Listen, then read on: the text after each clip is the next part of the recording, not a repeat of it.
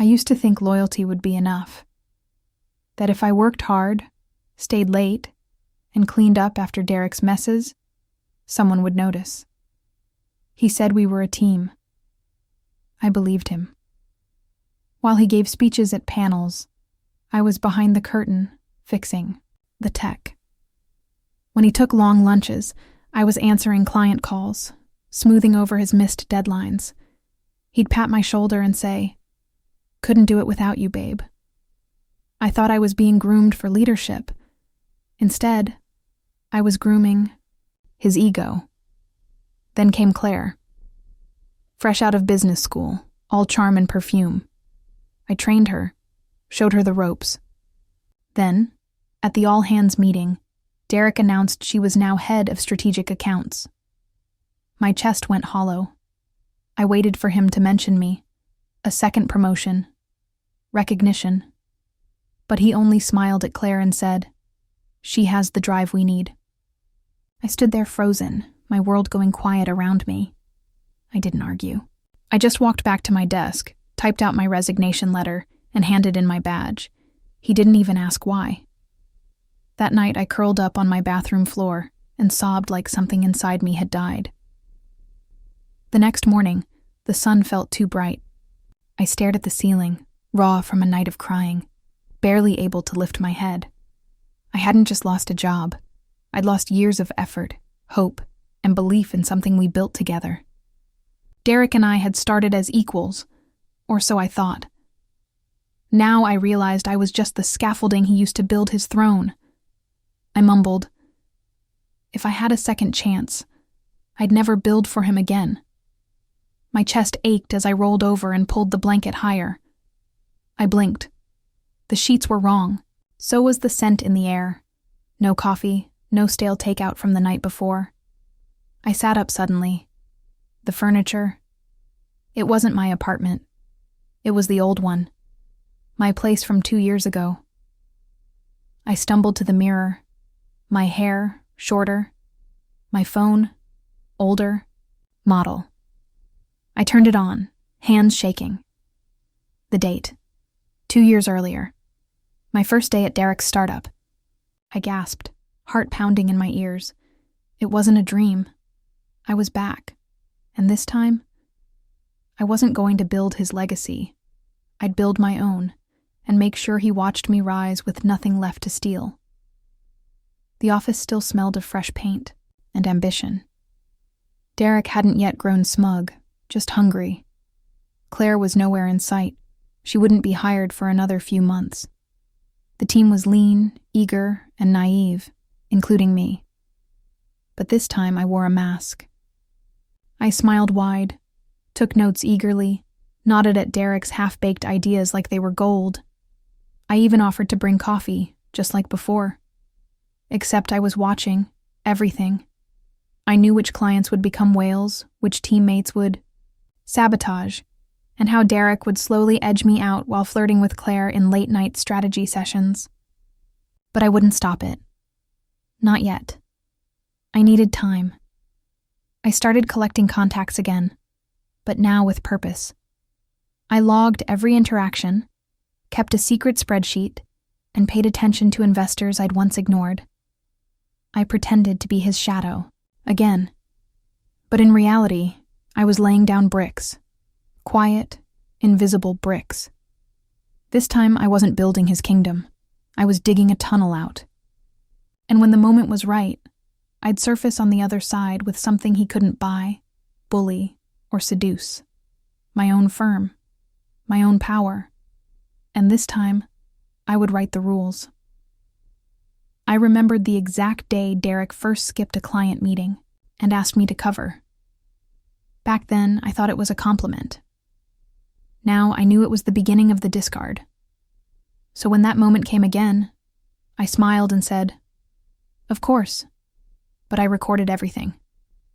I logged the call, sent a recap to the client, and CC'd our shared inbox, making sure my name, not his, was the one remembered.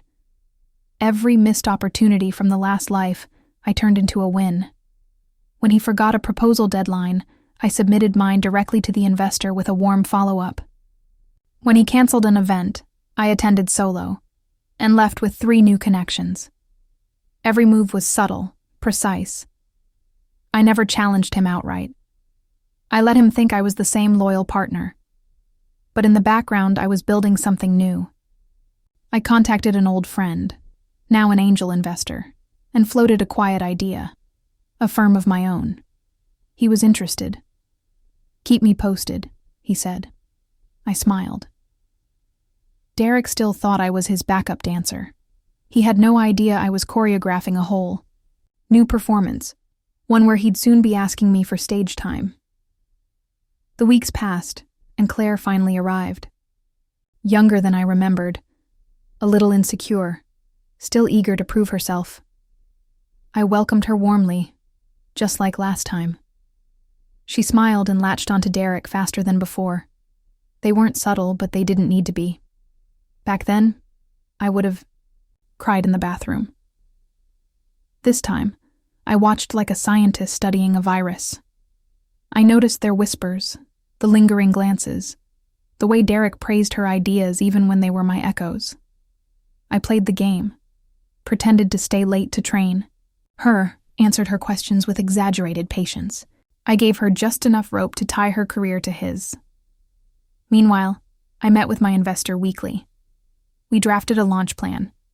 I worked on a competing pitch deck at night, borrowing from every good idea they threw away. Claire was promoted quickly, too. Quickly. I congratulated her, brought cupcakes, smiled for the photos, let her believe she'd won. In truth, she was standing on the edge of a trap door. Derek had forgotten how I carried the company's weight. Claire never knew, but soon they'd both remember. When they did, I'd already be too far above them to touch.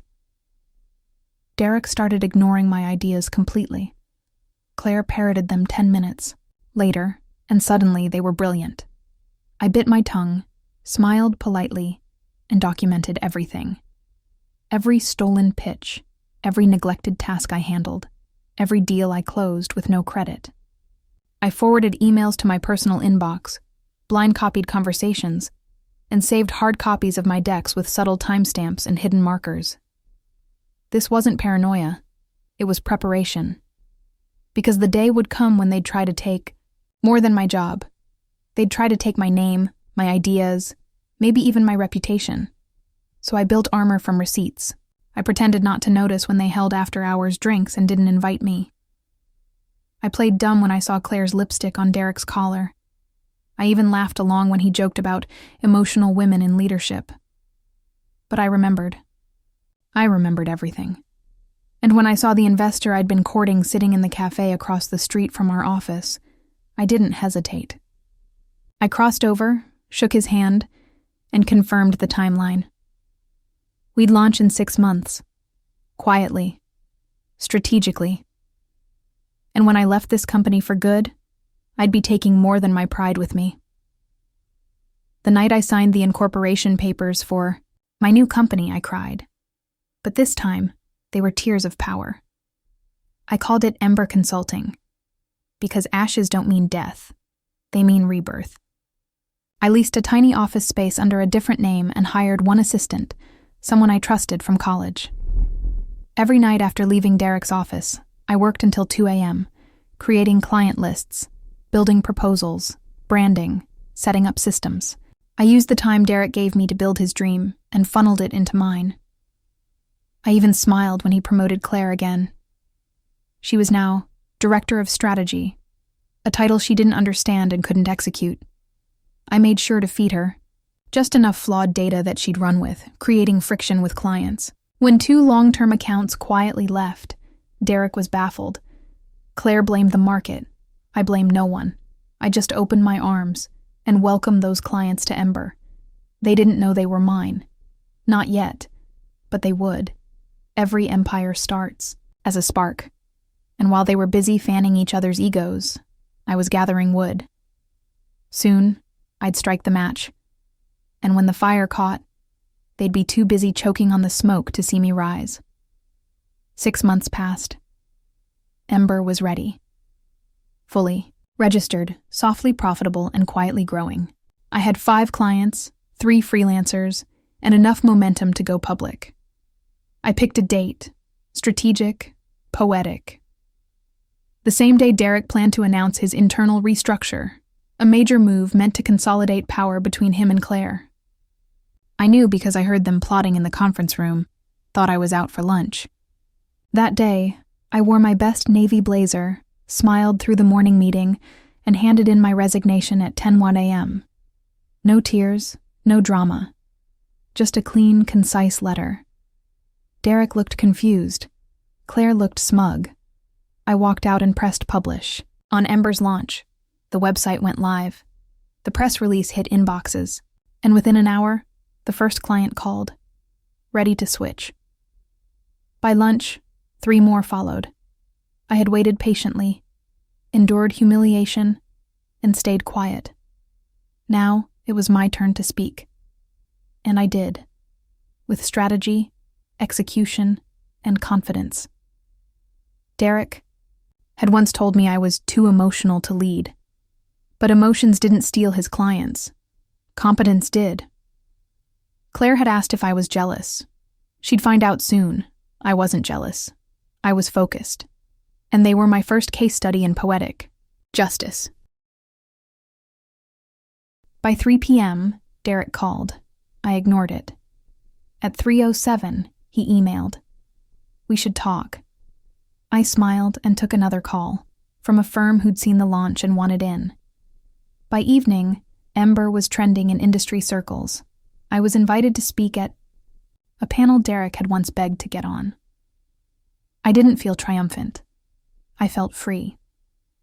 Claire tried to replicate my pitch deck the next day, but I'd watermarked every slide with embedded metadata. When she sent it to a prospective client, my lawyer pounced.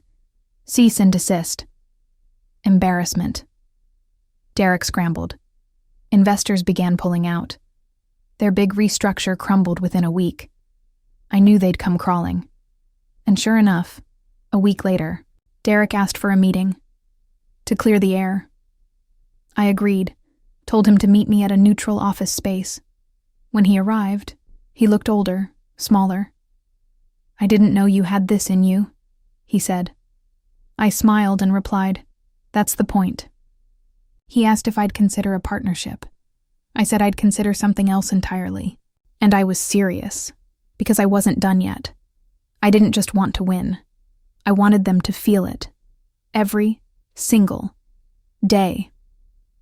I let Derek talk for 20 minutes straight.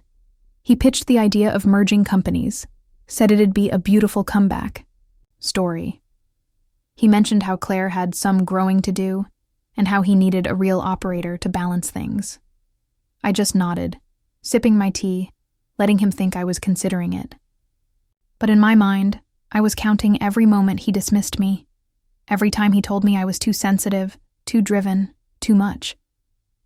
When he finished, I leaned forward and said calmly, your company's bleeding. You don't need a partner. You need a lifeline. His smile faltered. I'm offering you a buyout, I added. You keep your name, but I own controlling shares. You stay on payroll, Claire too. But the decisions, they come from my office. He laughed like it was a joke. I didn't. The silence stretched. You can think about it, I said, sliding the paperwork across the table. Or wait until there's nothing left to sell. I left without waiting for a reply. Outside, the air was cool and sharp. It didn't feel like revenge. It felt like balance.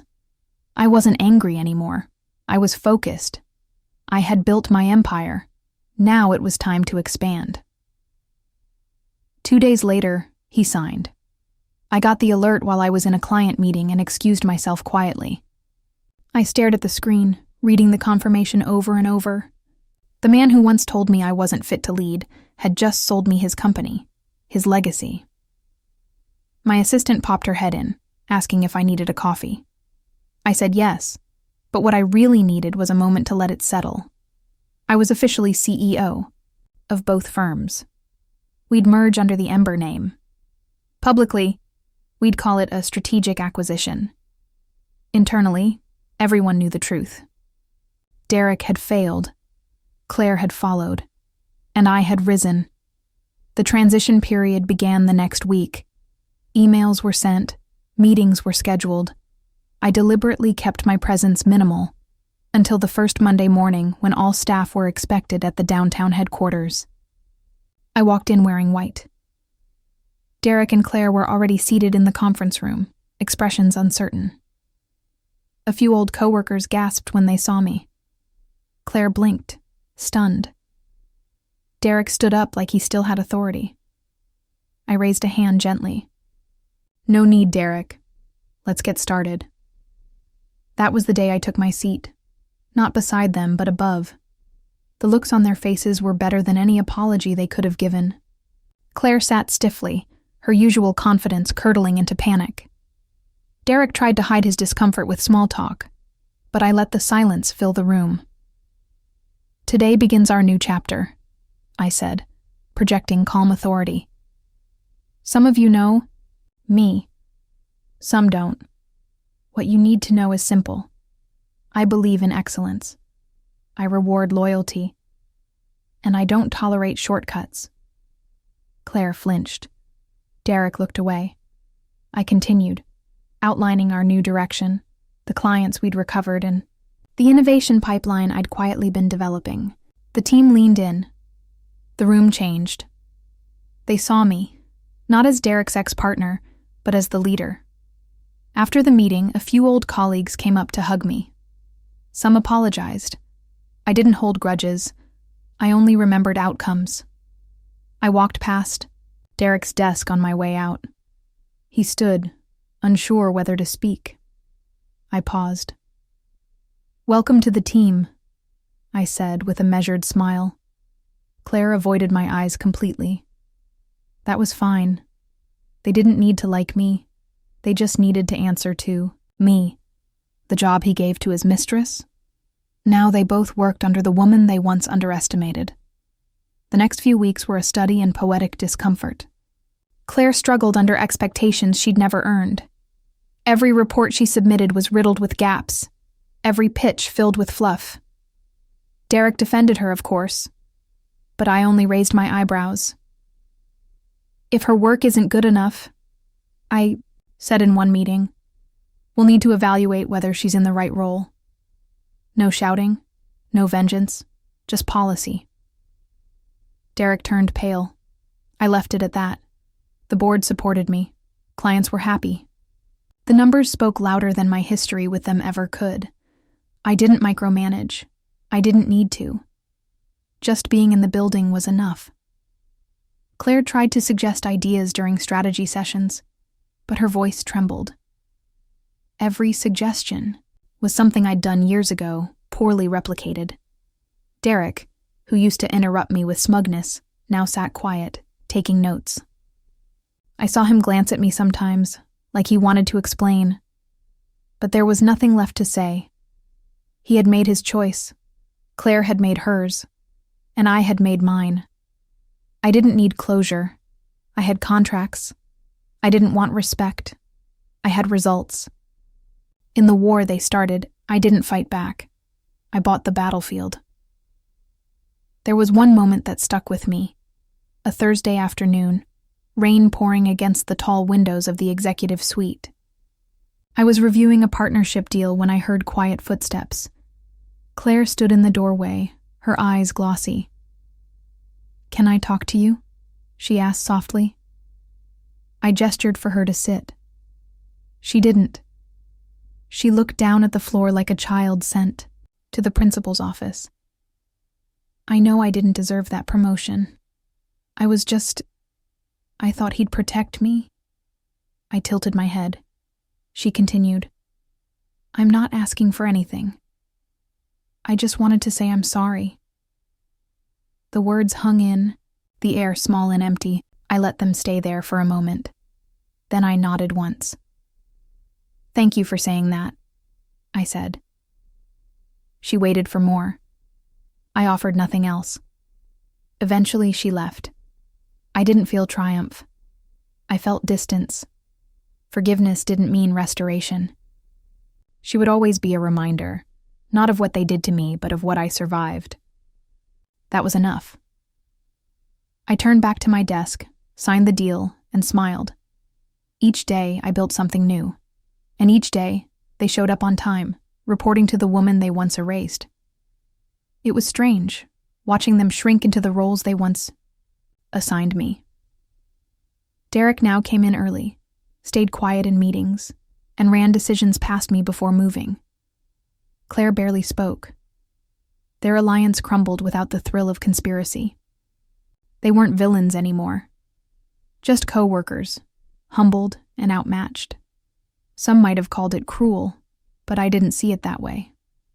I gave them what they took from me, the chance to survive under someone stronger.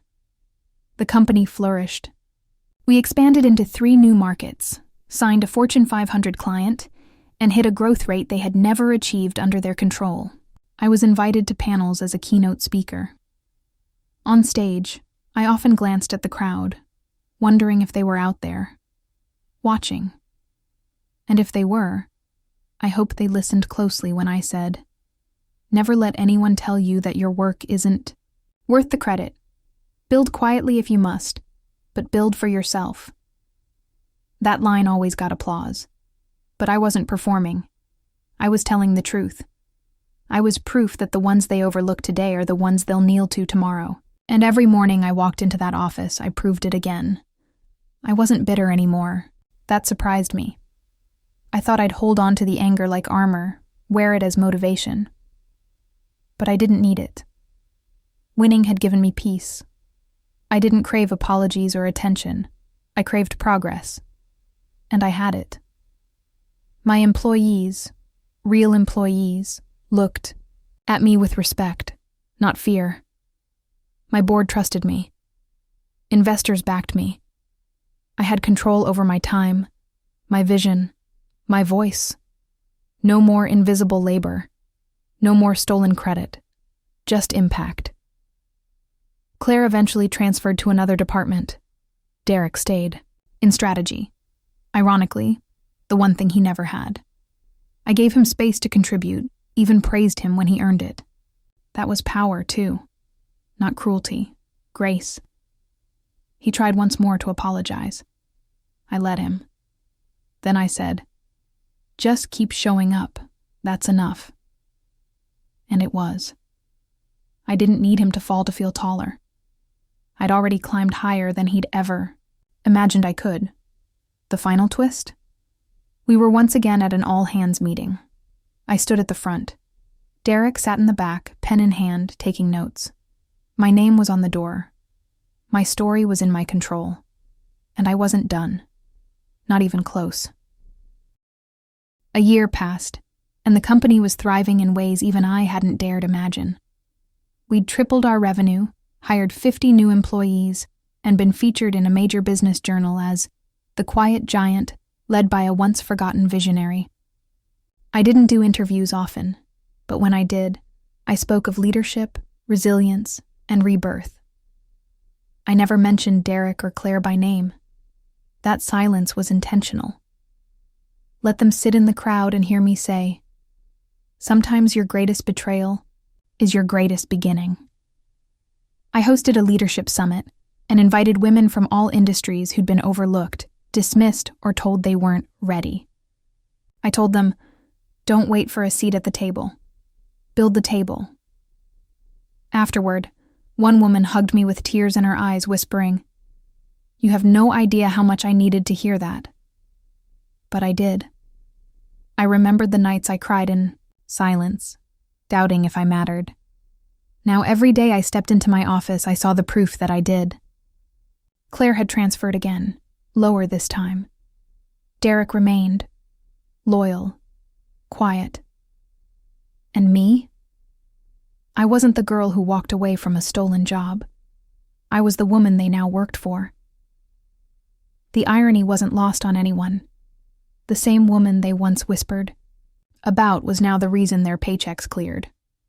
Derek's new manager, my operations lead, was a brilliant woman in her 30s who reminded me of myself at the start.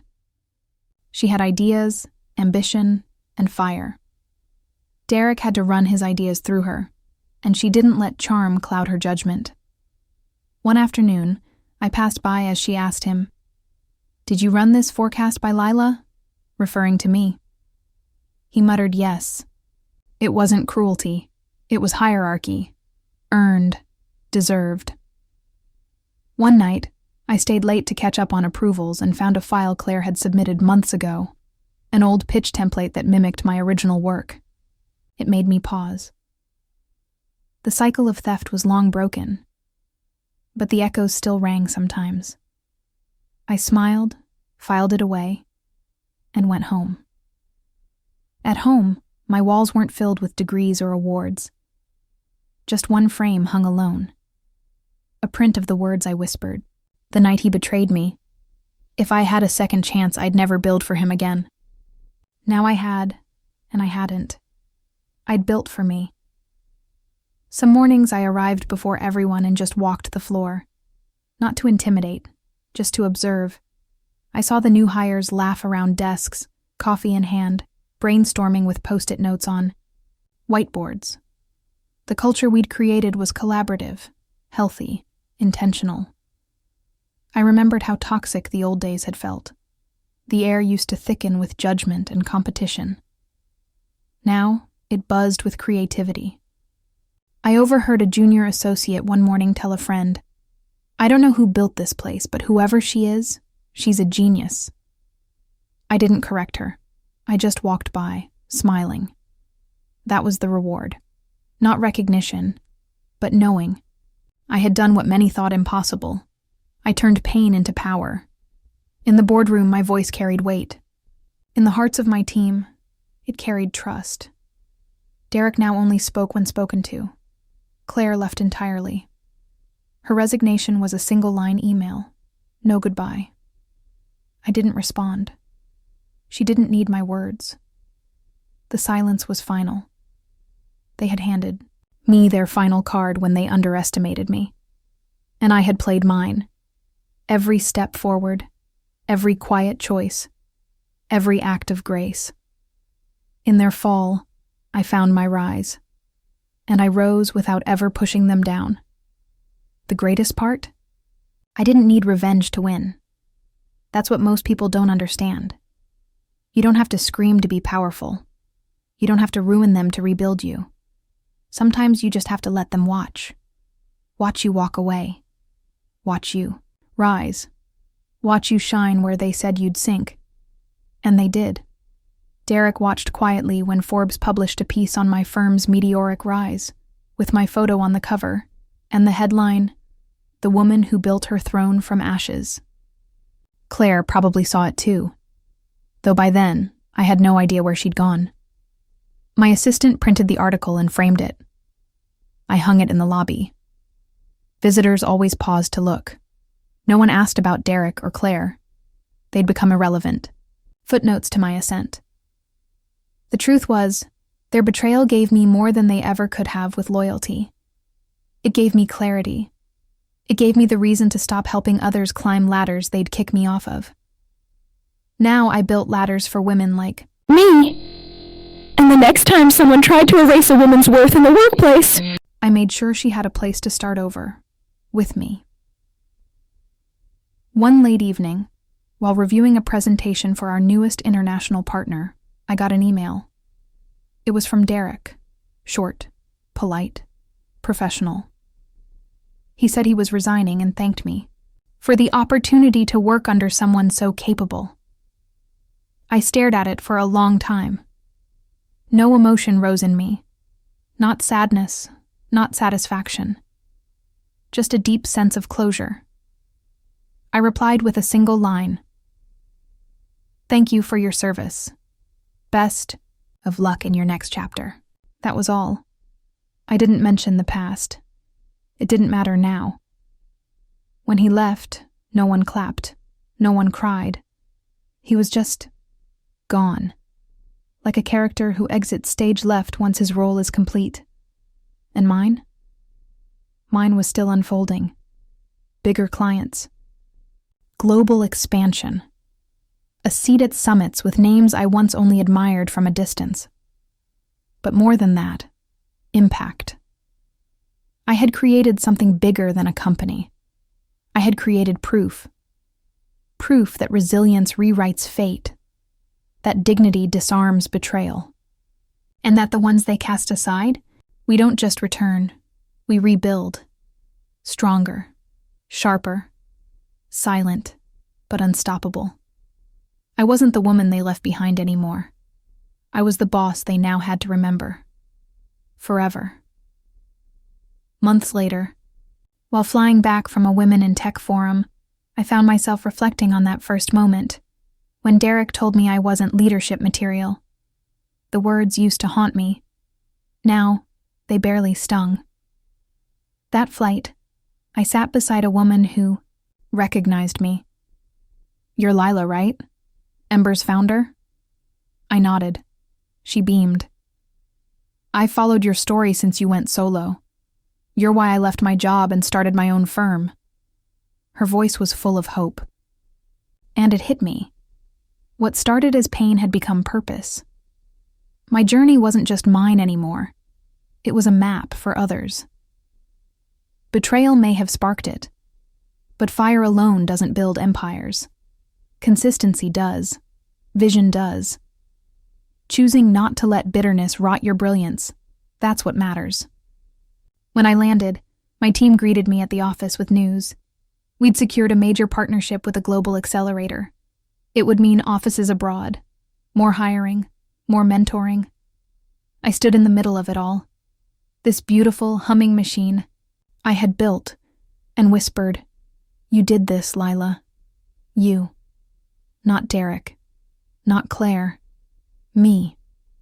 And with each new hire, each success, I was rewriting the future. For myself, and for every woman who'd ever been told she wasn't enough.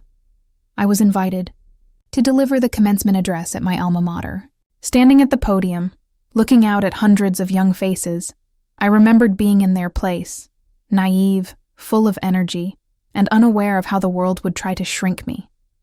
I told them the truth. You will be underestimated. You will be overlooked, but you don't have to be undone. I didn't mention names. I didn't have to.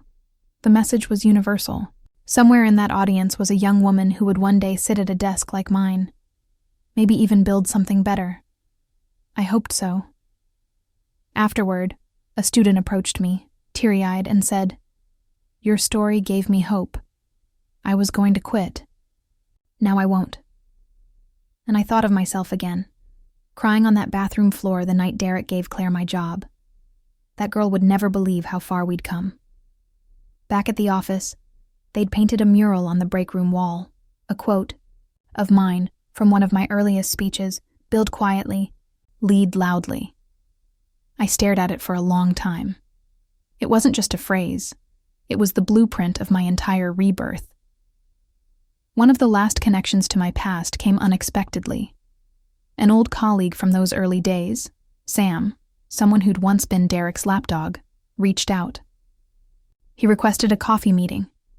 I was hesitant but agreed. He looked older, softer, regretful. "I saw what you built," he said.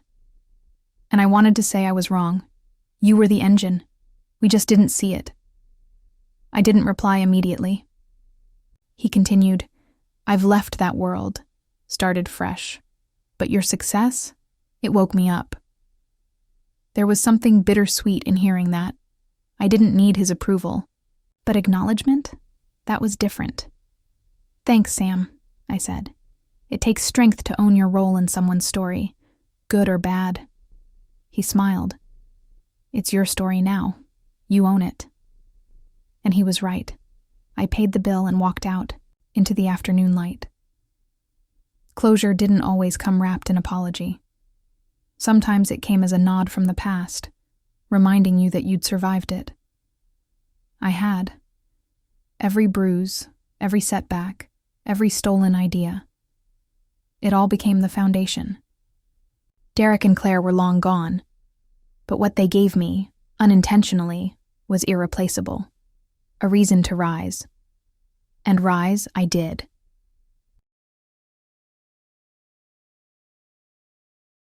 We expanded overseas that fall. Our first office opened in London, then Singapore. I flew between time zones like a woman possessed, but it never felt like work. Every door I opened, every team I built, I saw pieces of the girl I used to be. Insecure, overlooked, underpaid, and now I was the one giving others a chance to rise. I didn't just hire resumes. I hired passion, potential, hunger. I watched women once dismissed by male-led firms shine under my leadership. It was a ripple effect. One bold move turned into hundreds. I hired single moms, older professionals, college dropouts with grit. My hiring team understood. We weren't just building a company. We were building a revolution. And still, no loud revenge, no exposés, just transformation. One of our London hires said during orientation, "I joined because I read what you did. I knew this place was different." And it was.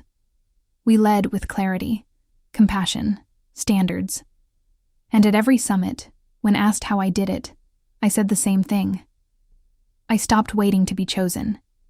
And I chose myself. That line echoed around the world, because that was the real victory, not just becoming the boss, becoming the spark. Sometimes when I was alone in my office after a long day, I'd open the archived folder labeled Before. Inside were screenshots, old emails, and the final company photo before I quit. I kept it not out of sentiment, but as proof of how far I'd come. One picture always made me pause, the staff photo where I stood off to the side, half hidden, behind Derek and Claire. My face wore a smile, but my eyes looked tired, invisible. I remembered that day vividly. Derek had asked Claire to stand in front. He called her the face of our growth. And I'd said nothing, just nodded. That silence used to shame me. Now, I saw it as the moment before the storm. The calm before I rose. I closed the folder and returned to the present. My office overlooking the skyline, a plaque on my desk reading Founder and CEO. My assistant buzzed in. "The interns are waiting for you in the conference room." I smiled. On my way. Because this was my legacy now, not the past, but the future. Not how they once saw me, but how I taught others to see themselves. No more hiding. Not ever again. The interns all rose when I entered the conference. Room, eyes wide, eager. Most were women. A few men. Respectful, attentive. I always made it a point to meet each one face to face, shake their hands and ask, "Why did you choose us?" One girl with nervous hands whispered, "Because I heard, you never let people like me get ignored." My chest tightened. I knew exactly what she meant.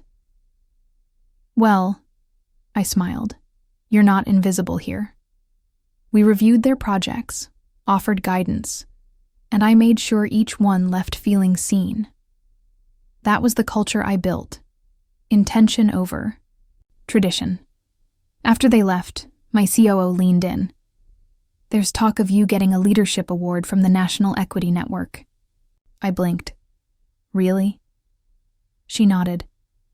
"They said your name came up unanimously." It wasn't something I ever aimed for, but the recognition stirred something. Not pride, gratitude. For every woman who didn't get her due, I'd be the one who did. Because of them. For them. The day Derek gave my job to Claire, I thought my worth died. But standing in that room full of future leaders, I realized it had only been buried. And I had spent every day since digging it back out. On the way home, that evening, I passed a small cafe near my first apartment. It hadn't changed. Same rusted signage, same chipped tile. That place had seen my darkest nights. I once sat in the corner booth sobbing into a half-eaten sandwich, wondering how I'd ever recover. Tonight I walked in, just to sit for a moment. The server didn't recognize me. Why would she? But it felt like reclaiming a ghost. I ordered coffee and stared out the window, thinking about that girl. What would I say to her now if I could? Don't let them tell you your heart makes you weak. It's what makes you unstoppable. The cafe filled slowly, life going on. It always had. I'd just been too shattered to notice back then. But not now. Now I saw every beat of the world as a reminder I was still here, and I was thriving. I finished my drink and left a generous tip. As I walked away, I caught my reflection in the window. Confident. Whole. She didn't look like someone who'd been broken. She looked like someone who had remade herself. Brick by brick, from the ruins they left behind. The award ceremony came quietly. No press frenzy, no fanfare, just a ballroom of changemakers and visionaries gathered to celebrate resilience. I sat at table 5, beside doctors, scientists, and leaders of nonprofits. When my name was called, there was polite applause, a spotlight, and a gentle instrumental song playing as I approached the stage. I didn't prepare a speech. I spoke from my gut. I wasn't supposed to be here, I began. I was supposed to stay behind, make others look good, and accept that some ceilings couldn't be broken. But I refused. Silence fell, thick and reverent. I learned that betrayal doesn't end you. It introduces you to the version of yourself they were too afraid to see. A few people wiped tears. If you're sitting in pain right now, just know, it is not your ending. It is your beginning. Use it. I left the stage to a standing ovation, but my victory wasn't in their applause. It was in the memory of that moment, the one where I'd once walked out of Derek's office with nothing but my dignity. Now, I walked with an entire legacy trailing behind me, built with my own hands, on my own terms. Weeks later, a journalist reached out, wanting to write a feature titled The Quiet Queenmaker. She said my story had inspired a wave of mid-career women to pivot and reclaim their ambitions. She wanted a photo shoot, interviews, the works. I agreed, on one condition. Highlight the women I've lifted, I told her, not just the one who rose. The piece ran 3 weeks later, front page of the business section. The comments flooded in, thousands of women sharing their stories, thanking me for giving them permission to believe in themselves again. That's when I realized revenge isn't always loud. Sometimes it looks like influence, healing, momentum. Derek hadn't been seen in corporate circles for months. Claire's LinkedIn listed her as a freelance consultant. I held no bitterness.